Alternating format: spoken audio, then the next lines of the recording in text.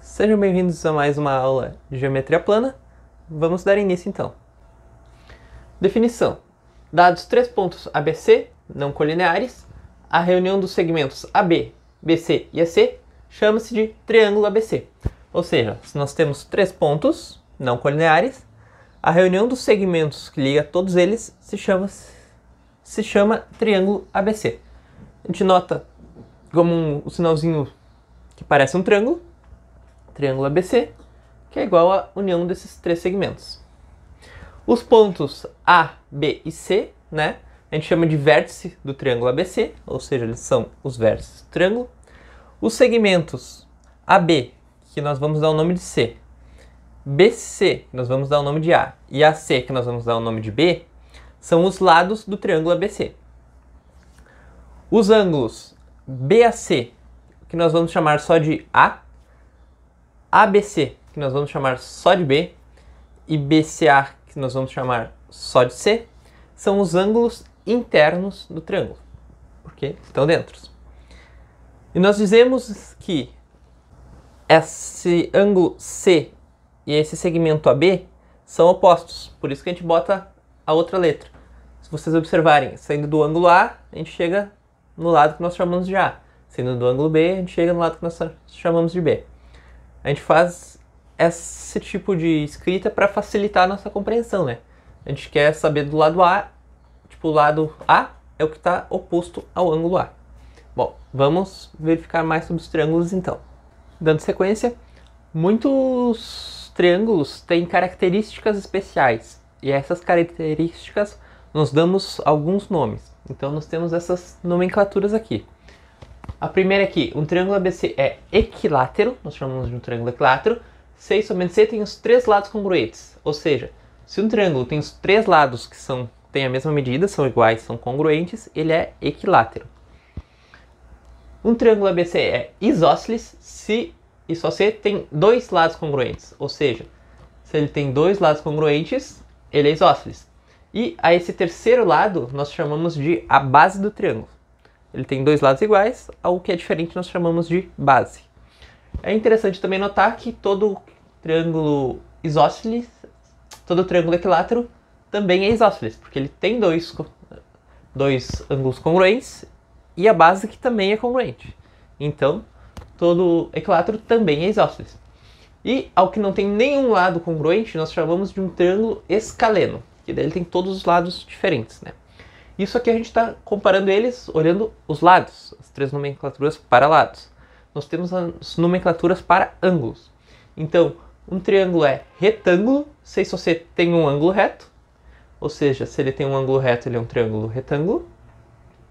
E ao lado oposto ao ângulo reto, nós chamamos de hipotenusa, e aos outros dois lados nós chamamos de catetos.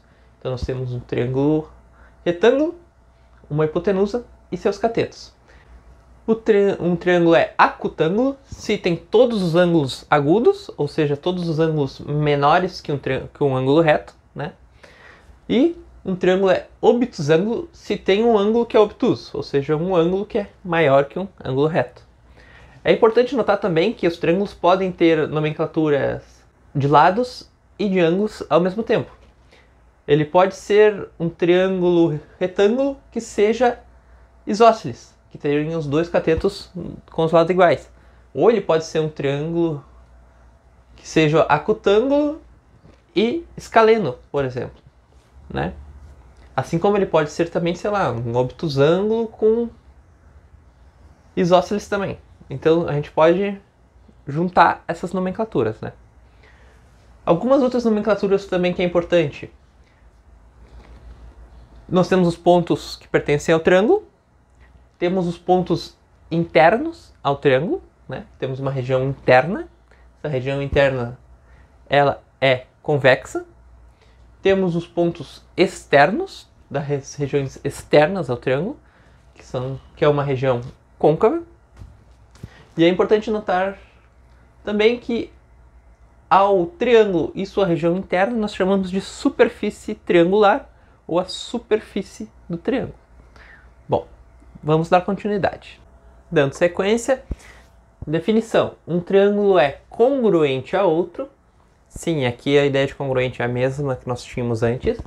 Se e somente se, seus lados e ângulos são todos congruentes. Aqui eu botei umas aspas, não, todos eu já explico para vocês. E a notação é a mesma notação.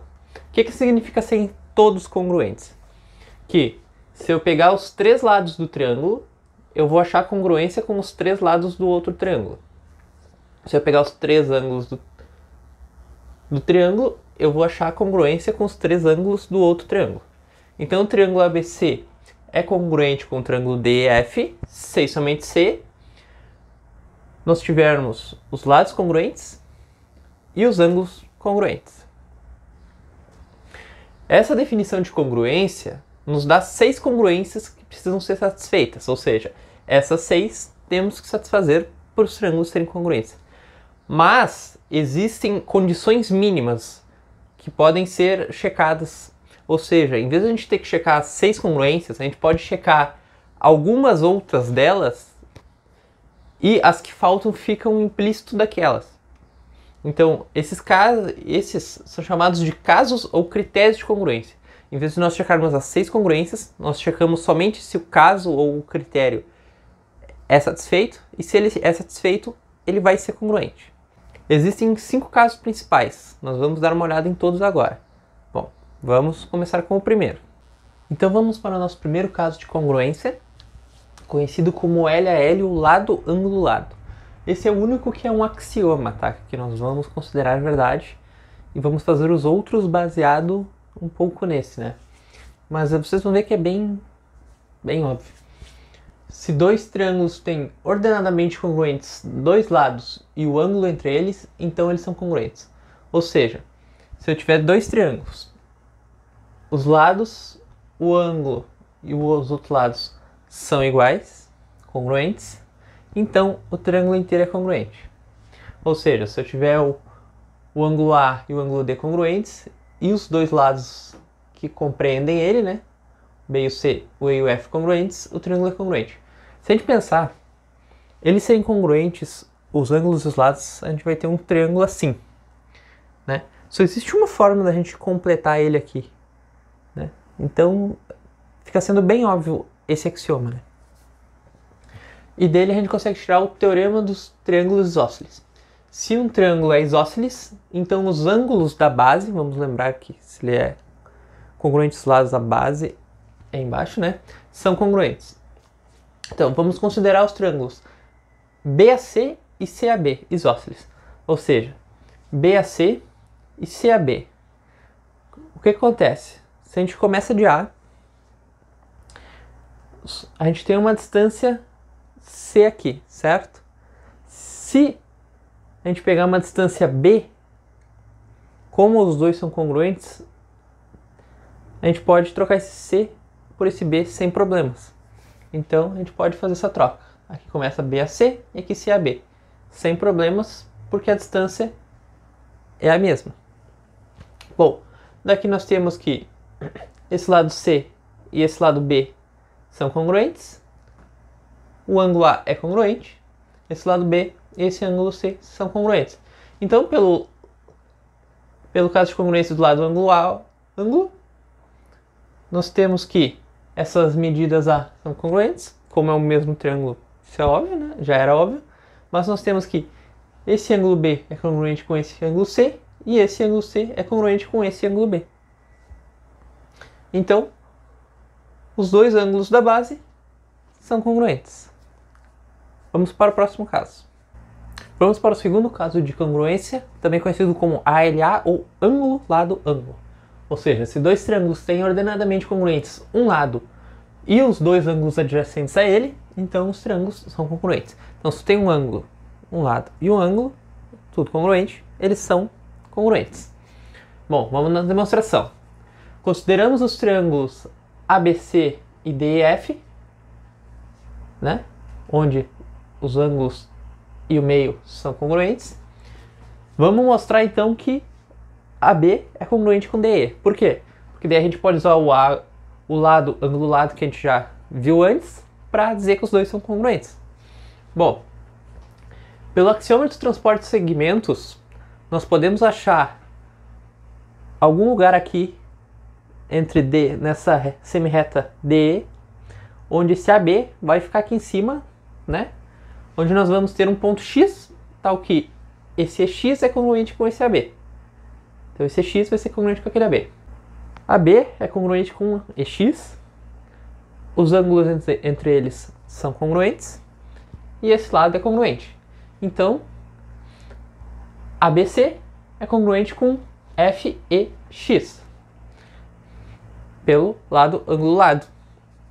Isso vai dizer que ACB é congruente com EFE. Ou seja, esse ângulo C é congruente com esse ângulo, esse novo ângulo que vai ser formado aqui. Bom, então a gente tem que ACB é congruente com XFE, mas ACB também era congruente com DFE. Então, DFE é congruente com XFE, e pelo transporte de ângulos, transportando esse ângulo para cá, nós vamos ter que X tem que ser igual a D. Então, se X é igual a D, ED é congruente com EX, que era congruente com AB. Então, D é congruente com AB, esse ângulo é igual e esse lado é igual. Então, pelo lado ângulo-lado, os dois triângulos são congruentes, provando o segundo caso. Também é interessante que usando esse caso de congruência a gente consegue provar o contrário do teorema do triângulo isósceles. Ou seja, se um triângulo tem dois ângulos iguais, ele tem que ser isósceles. Esse nós vamos deixar como um dos exercícios da aula de hoje. Mas vamos dar sequência para o próximo caso. Então vamos para o terceiro caso de congruência, conhecido como LLL, ou lado, lado, lado. Se dois triângulos têm ordenadamente congruentes os três lados, então eles são congruentes. Vamos para a demonstração. Dados os triângulos ABC e DEF, pelo axioma do transporte, podemos obter um X, de tal forma que se nós transportarmos para cá, a gente acha um DEX, que seja congruente com BAC, e da mesma forma que esse DX seja congruente com AC. Se DX vai ser congruente com AC, então ele vai ser congruente com DF também, pela ideia inicial, né? Que AC é congruente com DF. Então, aqui, fechou. Bom, vamos botar um ponto P aqui no meio, só para ser a divisão deles, tá? Então, nós não vamos acabar usando ele, é só para ter um ponto que faz uma linha reta. Como o AB é congruente com o DE, que tranquilo, e o CAB, que não está aqui, é congruente com o XDE, né? Que é o que a gente tinha feito para ficar quando a gente botou. E o AC era congruente com o DX, porque foi o que a gente botou também. Nós vamos ter que esse lado e esse ângulo são congruentes. Então o triângulo ABC é congruente com o triângulo DX. Aqui foi como a gente formou ele, né? Então, beleza. Bom, dessa forma, XE é congruente com CB, porque os dois triângulos são congruentes, né? E como CB é congruente com FE, então XE é congruente com EF. Então, aqui nós temos uma congruência também. Beleza? Então observamos que se nós pegarmos o triângulo XEF, formado por essas duas linhas e que termina com essa reta que a gente criou, nós temos que ele é isósceles, de base XF. Isso quer dizer que esse ângulo XFE e esse FXE são congruentes. E se a gente observar do outro lado, nós temos que esses dois já eram congruentes. Então, com essa linha nós também fazemos um triângulo isósceles. Dessa forma, o DXF e o DFX são congruentes também. Então podemos observar que esse DFE é congruente com o... pode ser a soma do DFX e do EFX. Mas o DFX é congruente com o DXF. E o EFX é congruente com o EXF. Então, mas esses dois são a soma do EXD. Então nós temos que esse DFE é congruente com esse DXF. Então, nós temos que esse DF é congruente com esse DX. Esse FE é congruente com esse X. E agora a gente tem que com esse AFE é congruente com esse DXE. Então, pelo lado angulado, os dois triângulos de cima e de baixo são congruentes. Bom, mas se o DEF é congruente com o DEX, a gente tinha mostrado já que o DEX é congruente com ABC. Então, ABC era congruente com DEF, provando o terceiro caso. Bom, essa foi uma demonstração bastante técnica, tem bastante detalhezinhos, tá? Se não entenderam alguma parte, peço que voltem, observem novamente, tentem rabiscar vocês, pensar um pouquinho, né? Bom, vamos para a próxima parte então. Bom, para os outros dois casos a gente não vai conseguir diretamente agora, então nós vamos ver alguns outros resultados antes e assim que possível a gente chega até eles. Vamos seguir em frente. Bom, lembra que quando a gente falou do ponto médio, a gente provou que ele era único, mas em nenhum momento a gente provou que ele existia. Ou seja, sempre tem um ponto que é o meio. Pode ser que, sei lá, não tenha, sejam dois que sejam nulos. Se a gente pensar em 4 números, não existe um no meio, né? São 2 sempre. Então, é importante a gente provar que existe. Com as ferramentas que nós temos agora, a gente pode provar. Então, vamos ver a existência do ponto médio de um segmento, né?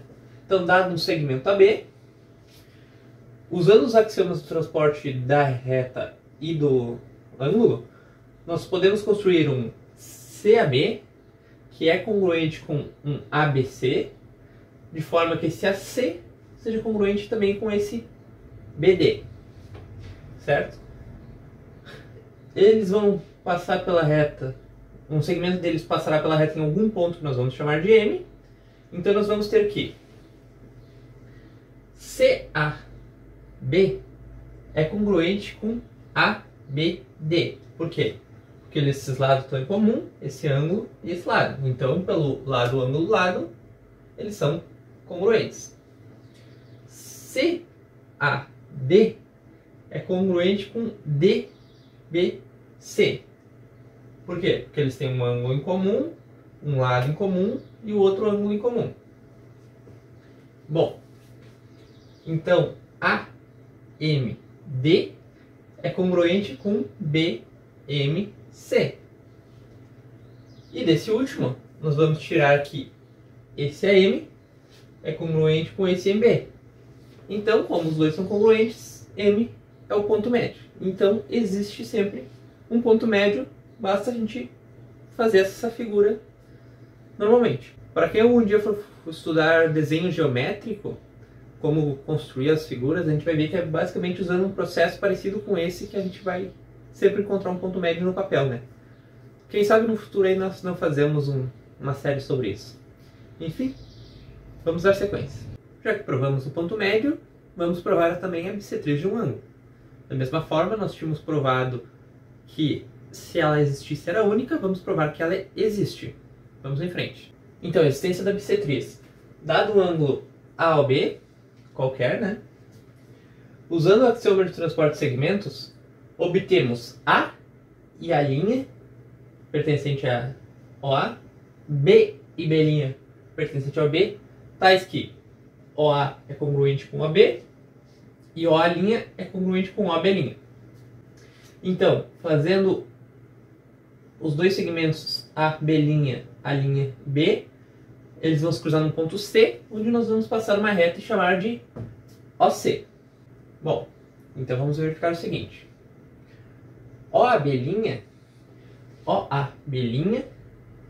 é congruente com OBA'. Por quê? O' e OA' são iguais, são congruentes. OA e OB são congruentes e o ângulo entre eles é o mesmo. Então, esses dois triângulos são congruentes. Se os dois triângulos são congruentes, esse ângulo é congruente com esse ângulo. Tá? Então, nós temos para que AAC é congruente com BBC. Por quê? Porque eles têm um ângulo igual. Nós temos esse ângulo que é oposto pelo vértice. Então, ele também é igual, como nós já provamos nos exercícios. Caso alguém não tenha feito, pode verificar no vídeo aqui em cima. E nós temos, pela definição, que essa medida menos essa e essa medida menos essa são iguais.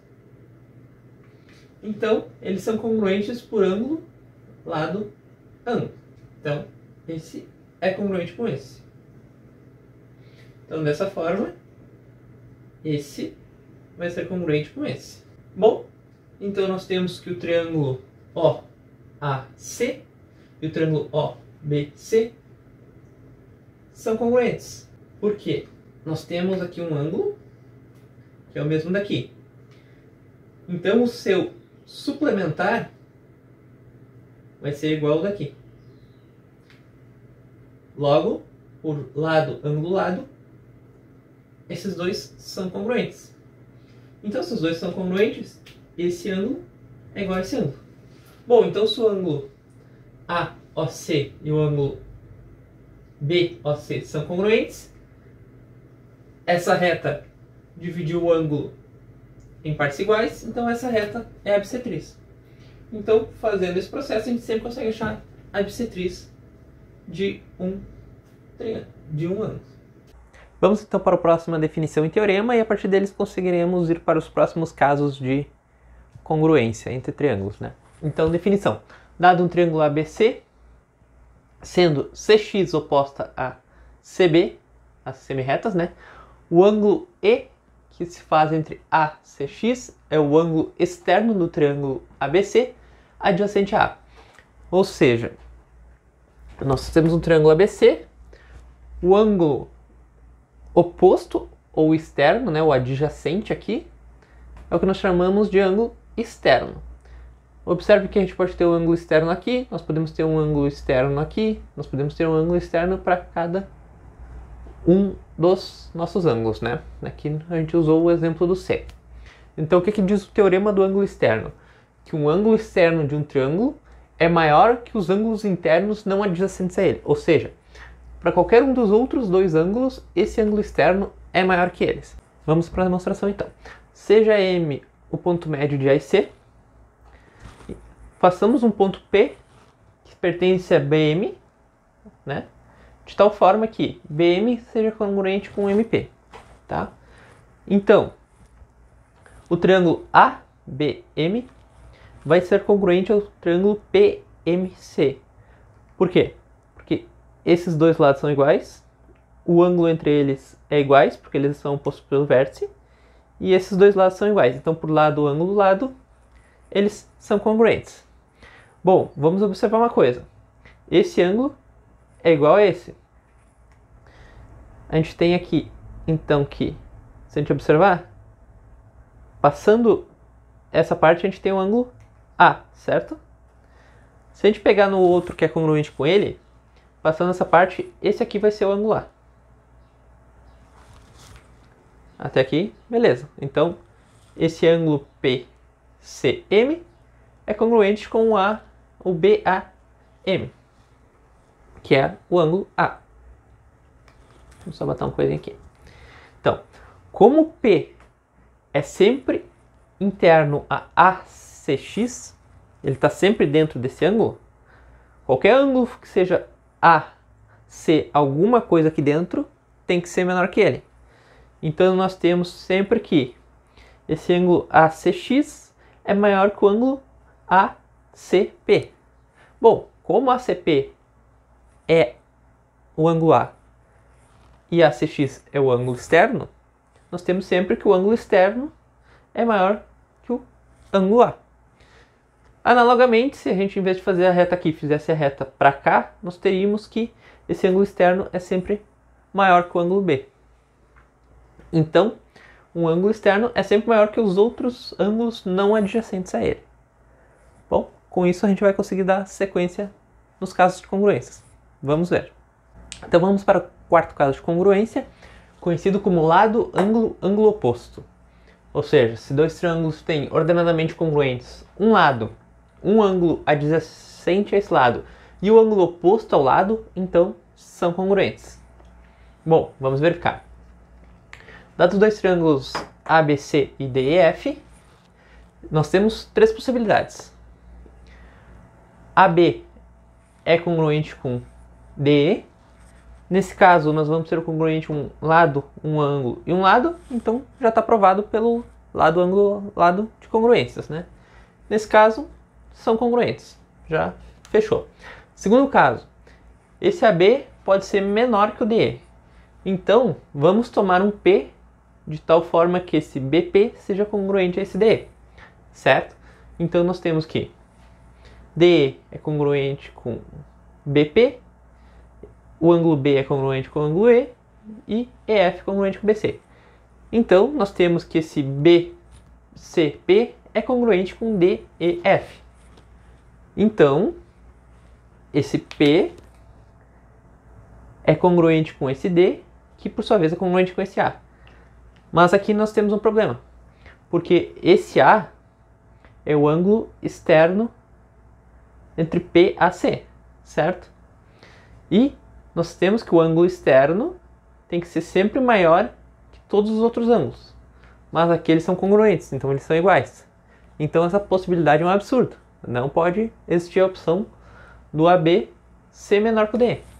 E no terceiro caso, então, que o AB é maior que o DE, é a mesma coisa, é análogo, nós vamos chegar a um absurdo também, que o ângulo de fora é igual ao ângulo de dentro. Então não é possível. Logo, só a primeira possibilidade é possível. Então, esses dois lados vão ter que ser congruentes e o triângulo em si inteiro é congruente. Vamos agora para o último caso de congruência que nós vamos estudar. O último caso de congruência, então, é o que nós chamamos das congruências dos triângulos retângulos. Se dois triângulos retângulos têm ordenadamente congruentes um dos catetos, ou seja, um dos lados, e a hipotenusa, então são congruentes. Vamos para a demonstração, então.